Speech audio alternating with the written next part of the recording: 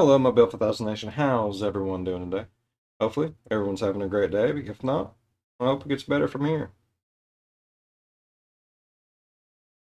Oh, that's so cold. All right, we are back with a new MrBallen video. This one is titled "Hiker Gets Eaten Alive and Lives." I have a few questions just in the damn title. If he gets eaten alive and lives, does that mean whatever ate him pooped him back out? Because I'm pretty sure, like, if you get eaten alive, you get eaten. Like,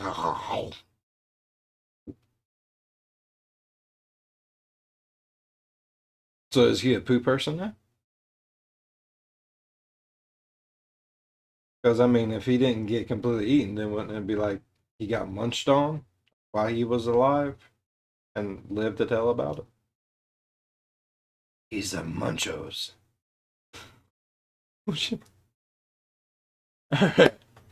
I'm actually kind of excited. I want to see how this plays out. I need to know if he got pooped out of a monster's booty hole. All right, let's go ahead and get into today's story. Go ahead, turn the lights down low, put on something comfy, cuddle up with someone special. This is perplexing. Let's get perplexed. Big word of the day. Yeah. All right, let's get into it. In order to appreciate today's story, I actually have to give something away right now, and that is the main character survives. The reason I have to tell you that is because during this story, there is a really intense event that happens, and I use really specific descriptions for how something looked, how something felt, how something smelled, and if you didn't know I was pulling that from the survivor who lived to tell the tale, you might think I was just making it up, but I'm not. But before we get into that story, if you're a fan of the strange, dark, and mysterious So the smell is the poo because he got pooed out. So I called it. That's right. You heard it here first. delivered in story format, then you've come to the right place because that's all we do, and we upload once a week. So, if that's of interest to you, the next time the like button asks you to pick up some cereal for them, say yes, and then go to the store and buy the big single biscuit shredded wheat cereal. Also, please subscribe to our channel and turn on. I like that cereal though. I would have no problems with that cereal whatsoever. Shit's amazing. Especially like putting a little bit of jam on it. Bro. All notifications so you don't miss any of our weekly uploads. Okay, let's get into today's story. So good. Strawberry jam on one of those big old shredded wheat biscuits. Spread it on there, put it in your bowl, pour some milk over it. They get a little soggy on the just on the bottom. Damn. I need to go get me some of those.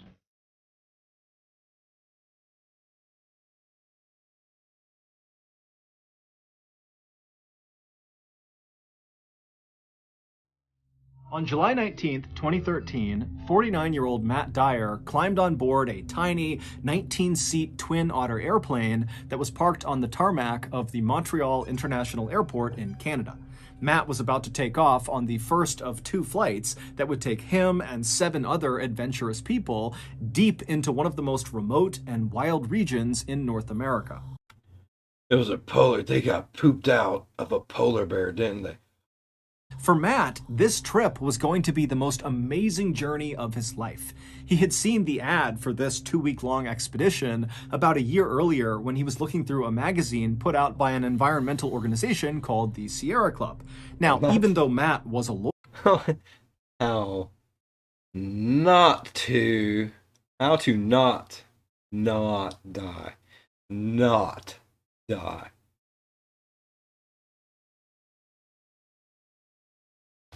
I'm putting that how to not die. That's gonna be what that's thumbnail right there. Lawyer, he didn't make much money. He lived in this tiny town in central Maine where he made a living by offering either free or very low-cost legal assistance for some of the state's poorest residents. But Matt was an avid outdoorsman. Hell yeah, round of applause for that. I respect that. I do. Heck yeah. And when he saw the opportunity to explore one of Canada's newest national parks, He looks familiar though. Hold up.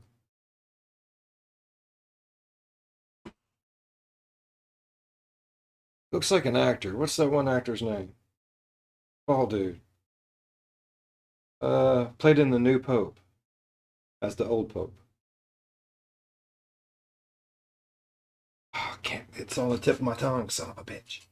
Canada's newest national parks, that was so far north it was practically in the Arctic Circle, he decided the hefty $6,000 price tag was well worth it. 2.5 hours later, after flying over 900 miles due north away from the airport in Montreal, the Twin Otter airplane that Matt and the others were riding on touched down on a narrow gravel landing strip situated between this huge forest on a mountainside and a river on the other side. After climbing off the plane with all of their equipment, Matt and the 7 others hustled their way over to this stretch of flimsy plywood buildings that lined the runway. These buildings and this entire area they were in was not a part of this new national park they were going to. This was like their staging area to prepare and get ready before catching another flight that would bring them into the park.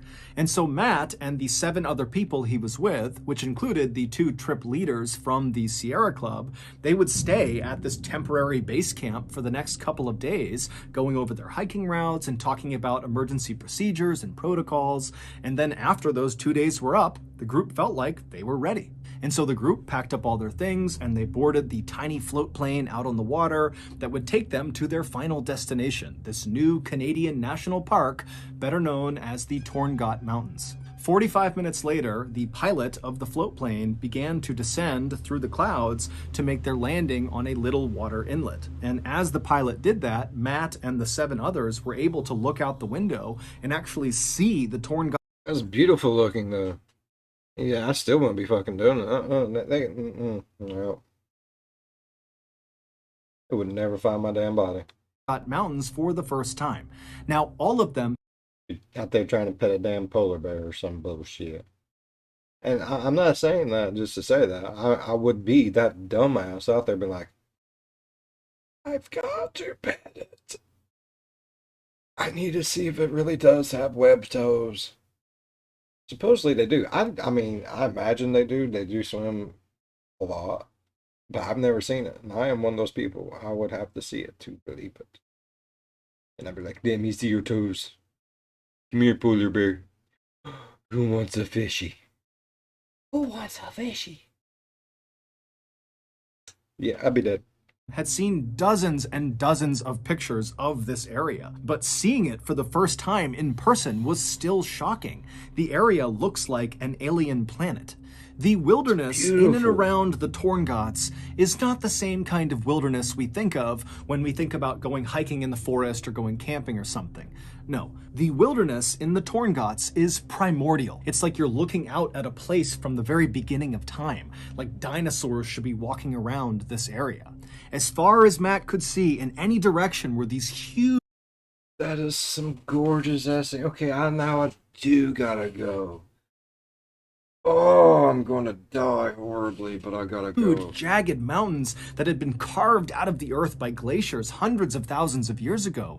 And those same glaciers had created hundreds of waterways between the mountains called fjords that almost looked like blue-veined fingers. And even from high up in the plain, Matt could look down and the water of these fjords Group trip. We all gotta go. That's all I can say. were so clear that he could see these speckled backs of brown trout swimming beneath the surface. But while this landscape was undoubtedly spectacularly beautiful and pristine and totally incredible, it was equal parts unwelcoming to people. There are no roads in the Torngats, there's no campsites, there's no facilities, there's no internet, there's no cell phone, and the weather is unbelievably harsh. It's freezing cold and wet most of the time, and then even when it's a little bit warm and a little bit nice there, the weather can change in an instant and become freezing cold and wet all over again. And so, as such...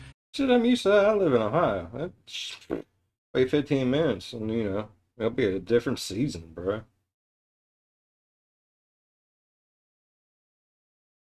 I'm not lying. If anyone out there that watches this channel lives in Ohio, you know what I'm talking about. Be sunny, birds be chirping. Like, oh, look at that beautiful blue sky. And turn around, it's like, oh, shit. Oh, shit. Oh, shit. Oh, shit. I'm in a bowl.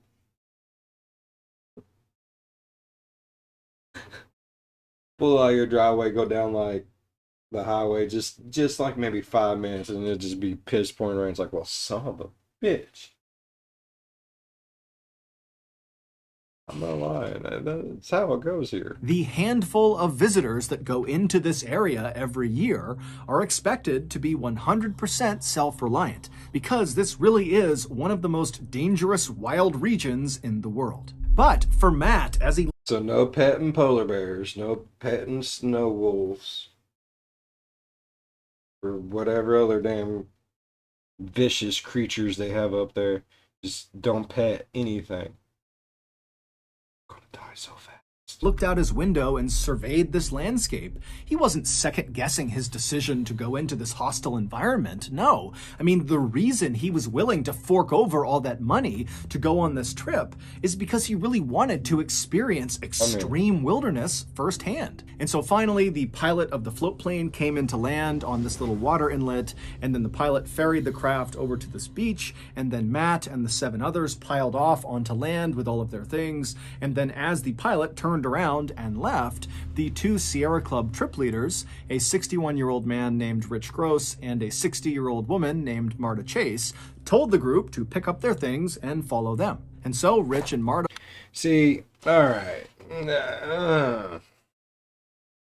I'm not saying older people cannot do anything younger people cannot do. But if I'm going into a place that's like some hostile territory, oh, sorry about that. I'm going to a place that is like really hostile, not from people, but from these creatures that know this land like the back of their hand, that have claws bigger than my peen. I'm gonna want some SEAL Team 6 type shit with me. I want guns, I want flamethrowers, I want someone out there that knows how to work all this shit. Like, I want motherfucking Rambo with me. Right?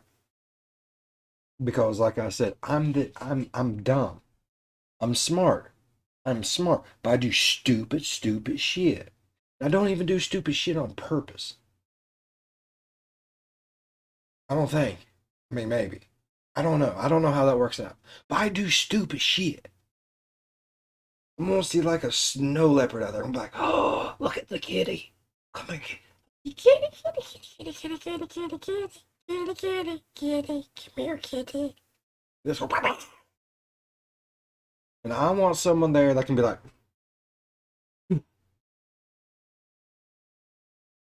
kitty, not gonna kill me no more. Boom, done. I'm just saying, like, I want some SEAL Team 6 shit out there. led the hikers about 500 feet away from where they had just been dropped off up to this slightly elevated, mostly flat area that kind of overlooked the fjord and had this incredible view of all the mountains around them. Now, unlike the temporary base camp they had been at for the past couple of days, this camp was nowhere near any forests. They were basically on a wide open plain that kind of went right up into these mountains. I don't like that. I don't like that at all. No, no, no, no, no, no. I want some wood coverage. You know what I mean? Like,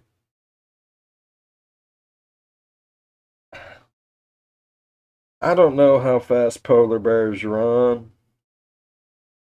I don't give 2 shits how fast polar bears run.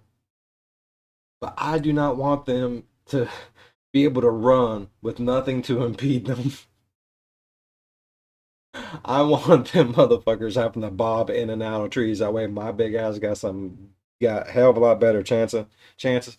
Oh, that, and see, I'm already nervous. No, like, I want this polar bear to have to bob and weave through these trees just like I do. That way I know I have a better chance of getting away from it, or it's going to at least maybe get tired before it eats me.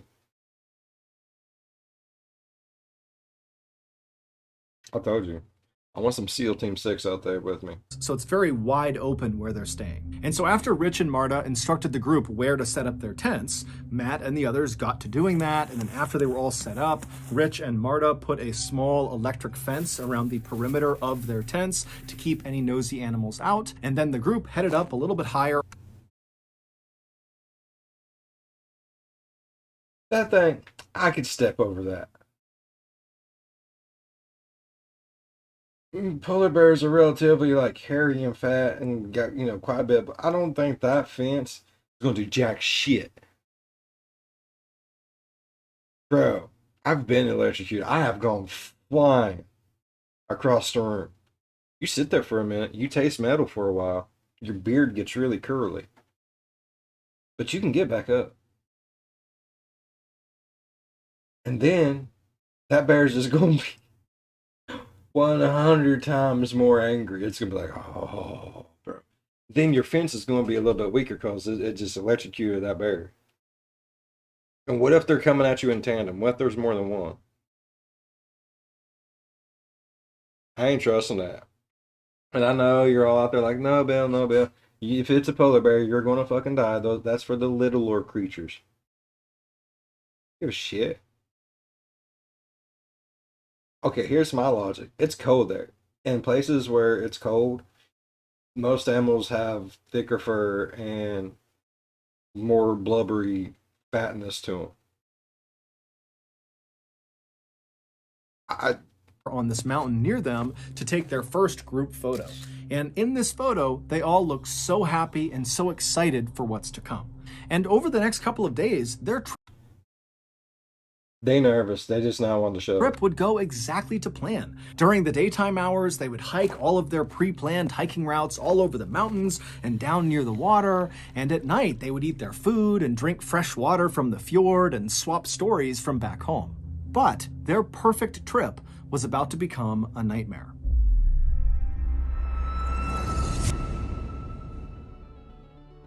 I've been married to my wife, Amanda.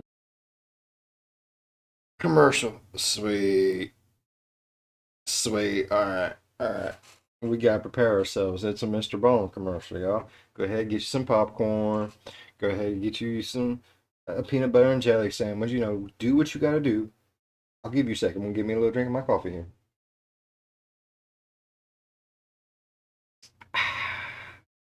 All right. That was enough time. Just go ahead and pause it. Oh. I've been married to my wife, Amanda, for nearly 12 years, and I just love her so much. She's so thoughtful, so kind, an amazing mother. And so this Christmas, I wanted to get her something extra special to show her how much I care. And what's Oh, God.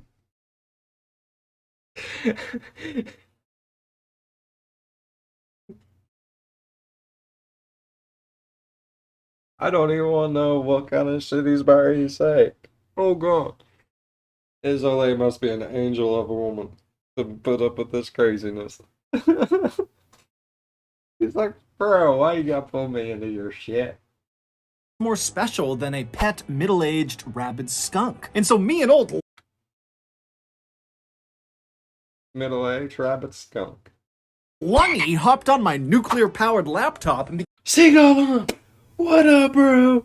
began slapping away at the keys to navigate to an online vendor that sold rab skunks. But as soon as I clicked on the link, www.weselllrabbitskunksandalsopudding.com, I knew I had made a terrible mistake. That website was riddled with malware, and so immediately my laptop began to melt down and literally exploded. Luckily, Lungy shielded me from the blast, and then after the nuclear winter had subsided, Lungy put on...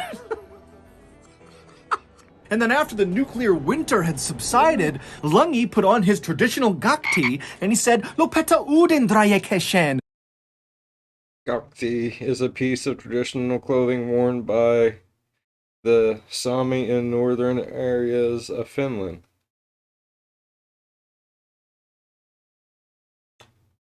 Learn something new every damn day.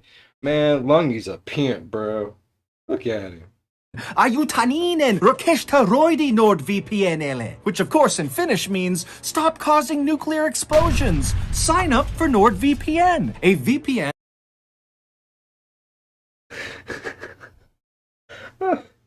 Could you imagine him typing that in to have it translated? Stop causing nuclear explosions 3 days later. Sir, why do you want to talk about nuclear explosions in Finnish for? We don't understand. I'm a YouTuber. Okay. Oh, God. Or virtual private network is a service that keeps you safe while you browse the internet. And NordVPN is the brand name in the space. Not only will NordVPN keep all of your information safely behind their wall of next generation encryption, but also, most importantly, they will block malware hosting websites along with annoying ads and botnet control. So, if you're tired of your Christmas shopping turning into nuclear explosions, then take Lungy's advice and sign up for NordVPN today. Right now, you can get a 2-year plan at a huge discount, plus 4 additional months for free when you go to nordvpn.com/MrBallen. And it's risk-free with Nord's 30-day money-back guarantee. That's nordvpn.com/MrBallen, or click the link in the description below. Okay, back to the story. How would you even wrap a middle-aged rabbit skunk?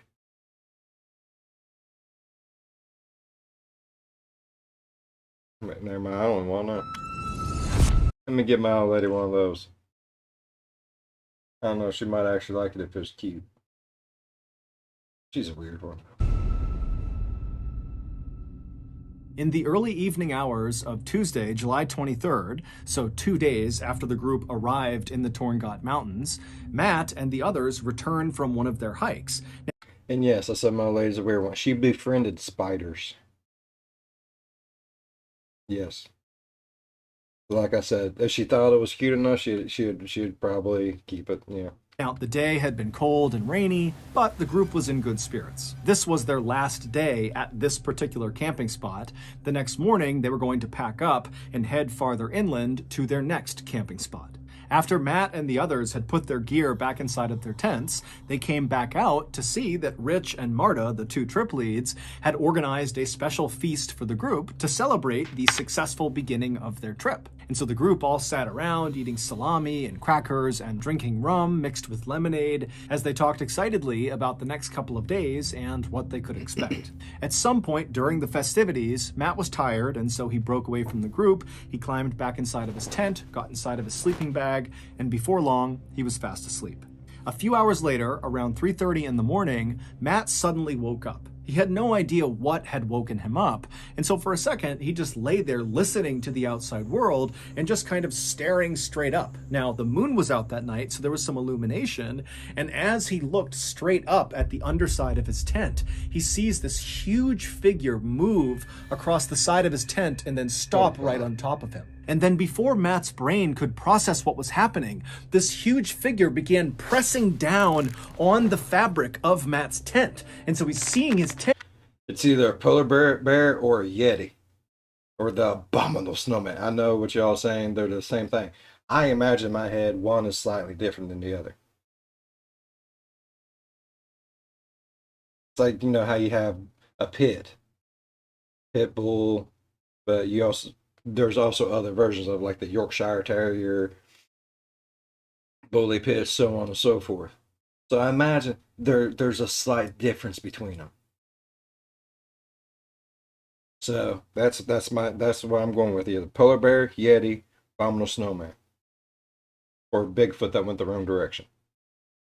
Collapsing in on him. Matt's not doing anything. He's not saying anything. He's just watching in horror. And then suddenly, I've been saying fucking something. I've been like, bro,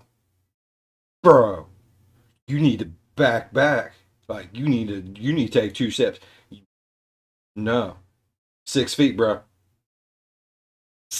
The tent rips open, and these two arms reach into the tent, and they grab at Matt. And Matt threw his hands up in defense and screamed out for help. And as he did that, he suddenly felt this vice-like grip on the top of his head. And then before long, he was being pulled out of the hole in his tent out into the night. And as Matt is being dragged along on the ground, having no idea what's going on, he can't move. All he can hear is this crunching sound, which he would later find out was the sound of his skull and jaw breaking. And he started to smell this horrible rotten fish smell, and then he felt what felt like saliva coming over his face. And then Matt began kind of trying to look around because he couldn't really move his head, and he noticed all he could see was white fur. And it was then that Matt realized he was in the jaws of one of the world's abominable snowman, most powerful and deadliest predators. Standing 10 feet tall on its hind legs and weighing as much as 1,700 told you, abominable snowman. Had it. Pounds, the North American polar bear sits right on top of the Arctic food chain. And now this apex predator. But look how cute it looks like it's smiling. Oh, I have a puppy. Her name's Little. Her actual name's Nadia. She's a bully pit. I swear to God, she has that same smile and same dark eyes. It's a cutie. See, I just want to be like, oh, it's a pretty puppy. Yeah. I'm going to die. I can't go nowhere in the wild. I already know. It's going to be bad. I ain't coming back. This is how that shit goes. Was dragging Matt by the skull down to the beach where Matt knew he would be eaten, even if Matt was still alive when the eating began. When the bear first ripped open Matt's tent and bit down on the top of his skull, Matt let out that scream, and it actually woke up. I told you that electric fence wasn't going to do shit with a polar bear.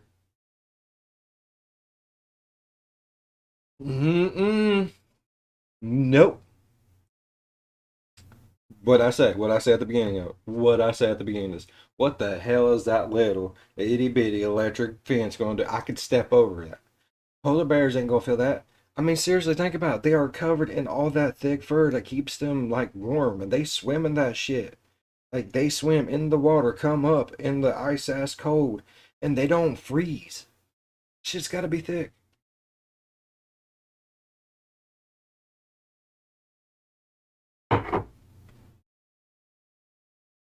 I caught it.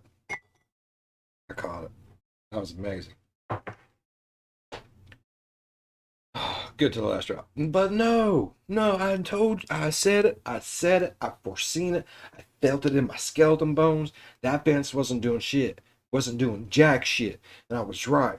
This abominable snowman looking polar bear in it was abominable snowman in a polar bear outfit.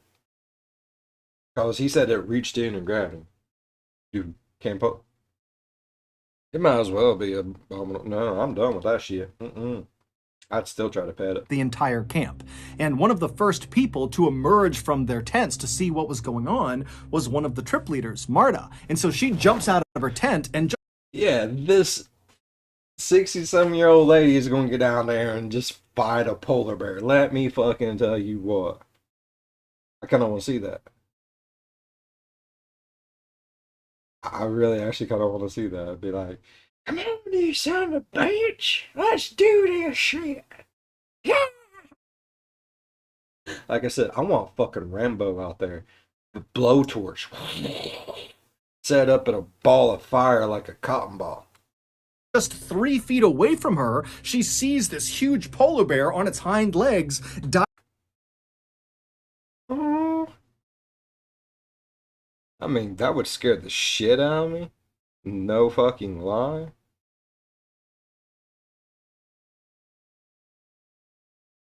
But it's so birdie all at the same time. It's just angry because it's got all them teeth. Yeah. Diving into the tent to get after Matt. And so Marta instinctively yells out to Rich to get his flare gun, and she dove back into her tent to retrieve her own flare gun. But by the time she and Rich had both emerged, gun in hand, this polar bear had already dragged Matt 200 feet away from the... Like I said, I want flamethrower. I want guns. I want a harpoon gun. I want an arsenal. I want Rambo. Two old people running around with flare guns. Fuck you. My head is in the mouth of a abominable snowman wearing a Yeti costume, and you're gonna run out here with a flare gun?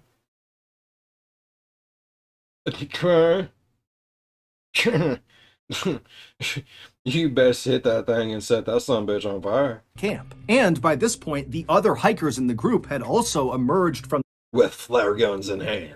their tents, and after realizing what was going on, they just stood there, absolutely paralyzed with shock, staring at this bear dragging one of their companions down to the beach to be killed. Then, after Rich fired his flare gun generally in the direction of the bear, it kind of snapped the group out of their paralysis, and then moments later, they were all screaming and banging pots and pans to try to terrify the bear into releasing Matt from.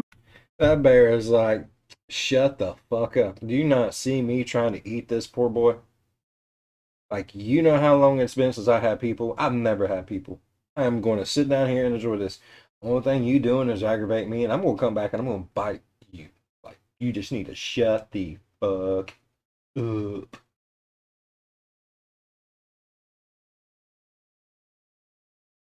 No. Its jaws. Matt couldn't hear the sounds of his companions calling out to try to save him, Yeah, he couldn't hear it over the crunching of his self. nor did Matt feel any pain. He was in shock. The only thing going through Matt's head as he was being dragged along the ground to the beach was, I'm going to die. I'm either going to die on the way to the beach, or when I get there, then when the bear starts eating me, I'm going to die. And when he thought about this, it was with a kind of eerie, calm detachment. Like he wasn't sad or mad. It was just kind of a fact. This was going to happen. The circle of life. Yes, that's right. Lion King the shit. But as Matt was kind of making peace with his reality, Rich fired that flare gun shot, and that ball of chemical fire exploded basically right in front of the polar bear's face. And the polar bear, who was startled by the flare, instinctively whipped its head to the side, up, and then down again, and it didn't let go of Matt. And so Matt was whipped like a ragdoll up, and then was slammed down into the ground. And when Matt hit the ground, he heard the sound of his neck breaking. But as Matt was laying there, the bear released him from its jaws, and then behind Matt, the bear turned around and began walking away. And so Matt could hear the sound of its big paws moving away from him, and suddenly Matt's thinking, oh my god, I might survive this. No, you're not. Well, you do. It says so right here, right there. It says and lives. Like we get that you do live, but you ain't gonna live well, bud. Your head got crushed like an eggshell. You just broke your neck from these people shooting a flare gun, and it going, huh? What was that? With your head still in his fucking mouth. I'm never buying my dogs a chew toy. I feel bad for them motherfuckers. No. Dude, you was just a chew toy. How do you feel about that? And so he tried to lay as still as he possibly could so as not to attract any attention, and he began repeating in his head over and over and over again, please, I am just a snack. I am just a snack. I am just a snack. bear, go away. Please, bear, go away. But, as if out of a horror movie, as Matt is laying there repeating this phrase, he hears the sound of this bear. Bear's like, say come back. Finish my snack. I got you, bud. I got you. Stopping, turning around, and start moving back towards him. And so Matt's just thinking, okay, it's going to come back over here, it's going to bite my head, and that's the end. But luckily, Rich, by this point, one of the trip leads, had run down closer to the beach, reloaded his flare gun, and right as this bear was going to bite Matt again, Rich had fired that flare, and once again, the chemical fire had kind of exploded right near the bear, causing it to get startled. It turned around, it ran off, and this time the bear did not return. It would turn out Rich and Marta, the two trip leaders from the Sierra Club, had chosen a location for this campsite that was so heavily trafficked by polar bears, it was referred to as a polar bear highway. When all of It's a Coca-Cola commercial.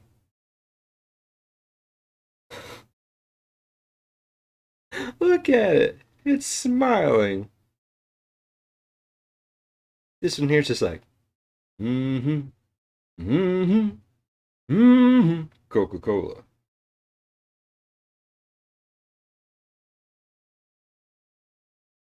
But they're so adorable. Oh my god. Look at them with their little triangle looking faces. You just want to go jabooji, jabooji.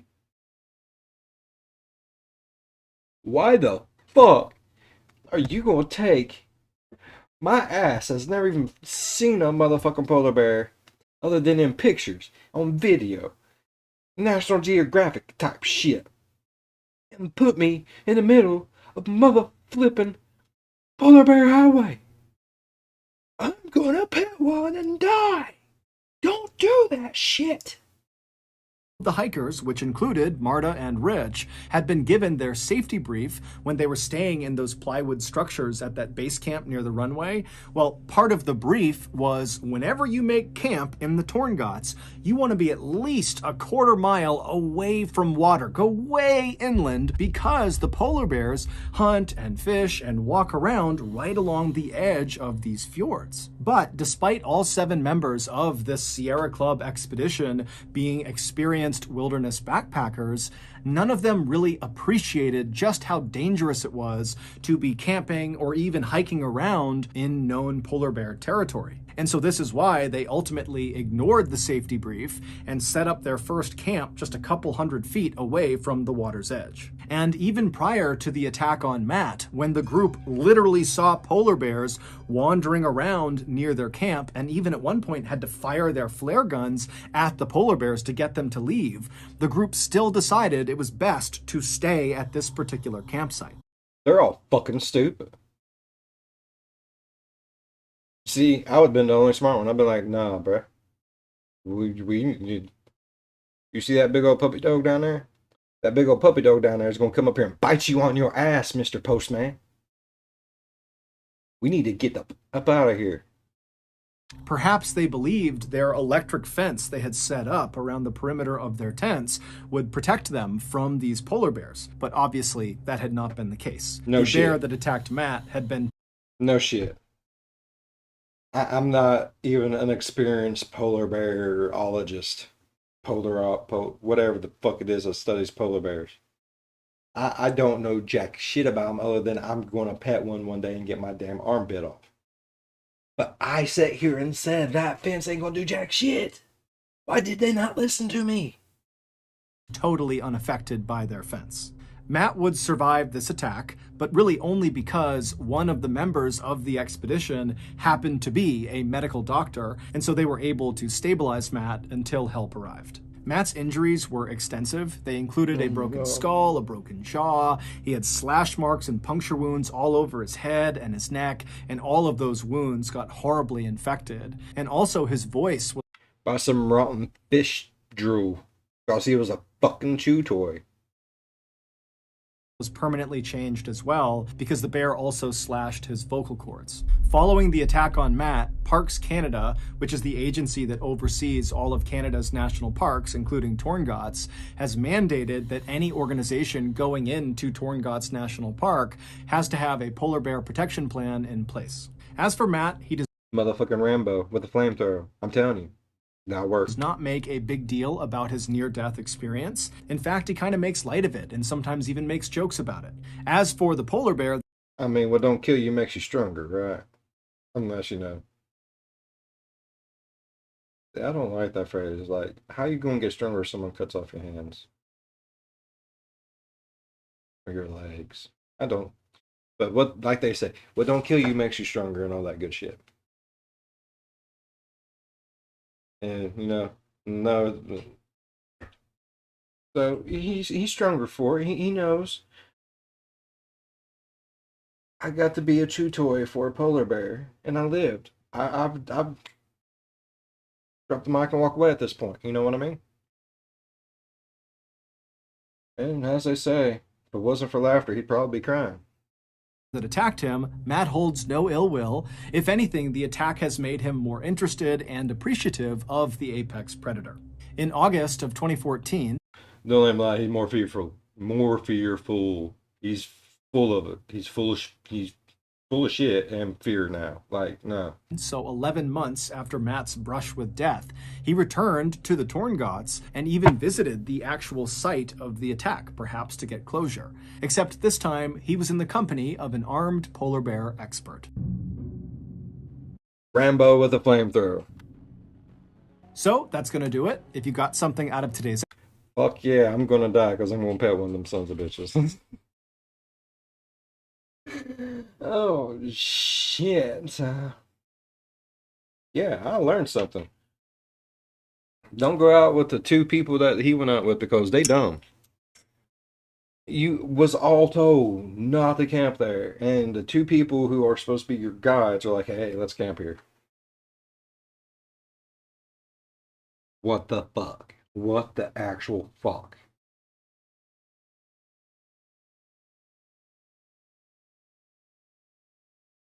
Dummies. Alright, if you all enjoyed today's video as much as I enjoyed today's video, and I really did enjoy it, I got to see some cute-ass polar bears. I love polar bears. I don't know why I love polar bears, but I do. They have webbed toes, I think. I don't know, I ain't seen for sure, but I'm pretty sure they do. That's what they say anyways.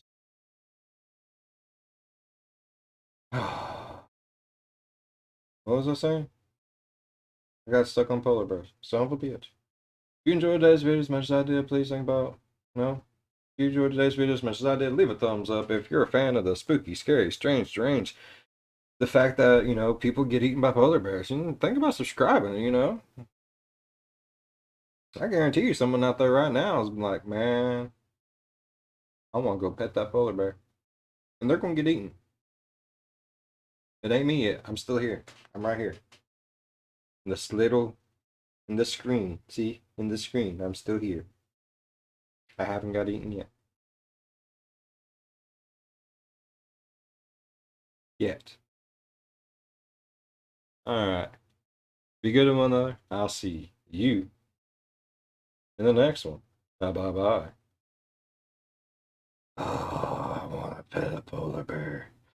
I'm going to take a 12-pack of Coca-Cola and I'm going to run up to a polar bear, snap a picture holding a Coca-Cola bottle, and run like fuck. They're probably going to catch me. They're probably going to eat me. But hey, I have an amazing photo.